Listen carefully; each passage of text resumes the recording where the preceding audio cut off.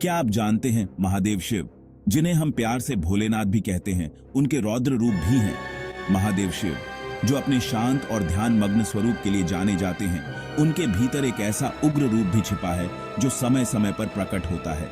यह रूप इतना भयानक और शक्तिशाली है कि इसे देखकर बड़े बड़े देवता भी कांप उठते हैं। जी हाँ, देवों के देव महादेव सिर्फ शांत और ध्यान में नहीं रहते, गुस्से में उनका तांडव तीनों लोकों को हिला देता है।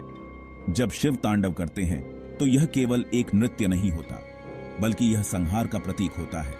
उनके तांडव से सृष्टि के हर कोने में हलचल मच जाती है और यह दर्शाता है कि जब अन्याय और अधर्म अपनी चरम सीमा पर पहुंच जाते हैं तो शिव का यह रूप प्रकट होता है।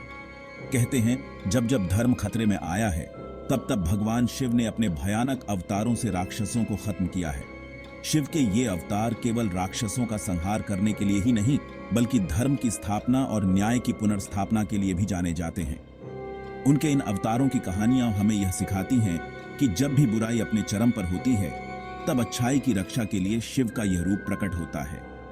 ये अवतार इतने भयानक होते हैं कि बड़े बड़े देवी देवता भी डर जाते हैं।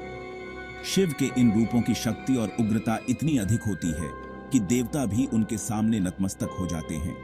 यह हमें यह भी सिखाता है कि शक्ति का सही उपयोग कितना महत्वपूर्ण है और कैसे शिव अपने उग्र रूप से भी सृष्टि की रक्षा करते हैं।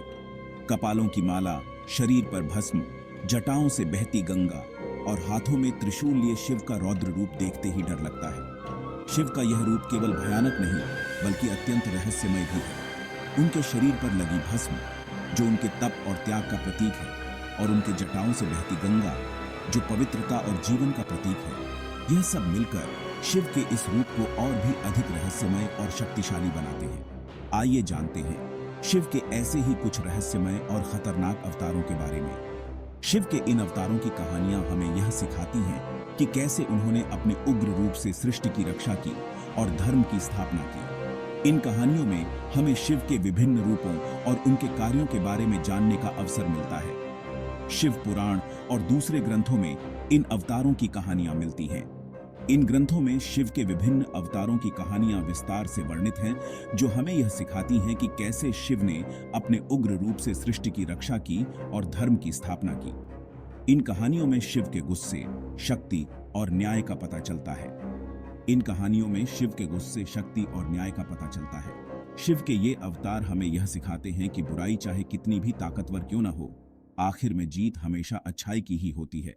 शिव के इन रूपों की कहानियां हमें यह सिखाती हैं कि जब भी बुराई अपने चरम पर होती है, तब अच्छाई की रक्षा के लिए शिव का यह रूप प्रकट होता है। शिव के ये अवतार हमें यह सिखाते हैं कि बुराई चाहे कितनी भी ताकतवर क्यों न हो, आखिर में जीत हमेशा अच्छाई की ही होती है। शिव के इन रूपों की कहानियां हमें यह सिखाती हैं कि जब भी बुराई अपने चरम पर होती है, तब अच्छाई की रक्षा के लिए शिव का यह रूप प्रकट होता है। शिव के इन अवतारों की कहानियां हमें यह सिखाती हैं कि कैसे उन्होंने अपने उग्र रूप से सृष्टि की रक्षा की और धर्म की स्थापना की। इन कहानियों में हमें शिव के विभिन्न रूपों और उनके कार्यों के बारे में जानने का अवसर मिलता है। महाकाल यानी समय के भी मालिक।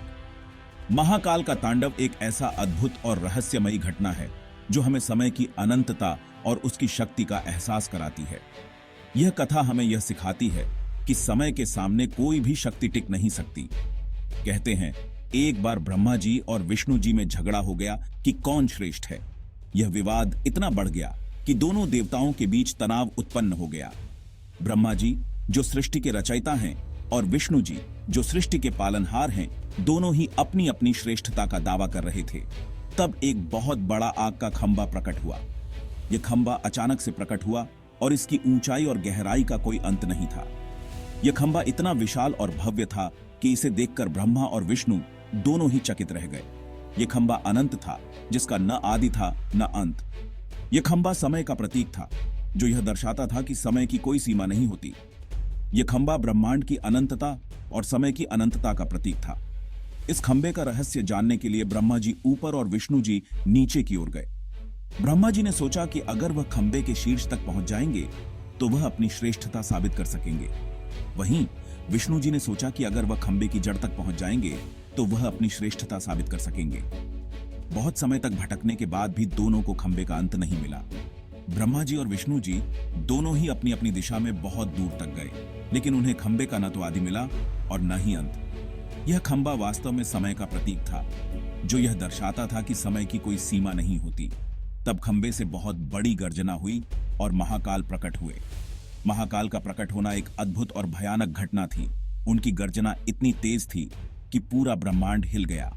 उनका रूप इतना भयानक था कि ब्रह्मा जी और विष्णु जी डर गए। महाकाल का रूप इतना भयानक और डरावना था कि ब्रह्मा जी और विष्णु जी दोनों ही कांप उठे। महाकाल का यह रूप समय की शक्ति और उसकी अनंतता का प्रतीक था। महाकाल ने ब्रह्मा जी के अहंकार को तोड़ते हुए उनका 5वां सिर काट दिया और विष्णु जी को सृष्टि का पालनहार बनाया। महाकाल ने ब्रह्मा जी के अहंकार को तोड़ते हुए उन्हें यह सिखाया कि समय के सामने कोई भी शक्ति टिक नहीं सकती। उन्होंने विष्णु जी को सृष्टि का पालनहार बनाया, जिससे यह साबित हुआ कि समय के सामने केवल वही टिक सकता है जो विनम्र और समर्पित हो। महाकाल का ये रूप हमें याद दिलाता है कि समय सबसे बड़ा है और इसके आगे किसी की नहीं चलती। महाकाल का यह रूप हमें यह सिखाता है कि समय की शक्ति अनंत है और इसके सामने कोई भी शक्ति टिक नहीं सकती। यह कथा हमें यह सिखाती है कि हमें समय का सम्मान करना चाहिए और उसके सामने विनम्र रहना चाहिए। समय की शक्ति और उसकी अनंतता का यह प्रतीक हमें यह सिखाता है कि हमें अपने अहंकार को त्याग कर विनम्र और समर्पित रहना चाहिए। महाकाल का तांडव हमें यह सिखाता है कि समय के सामने कोई भी शक्ति टिक नहीं सकती और हमें समय का सम्मान करना चाहिए।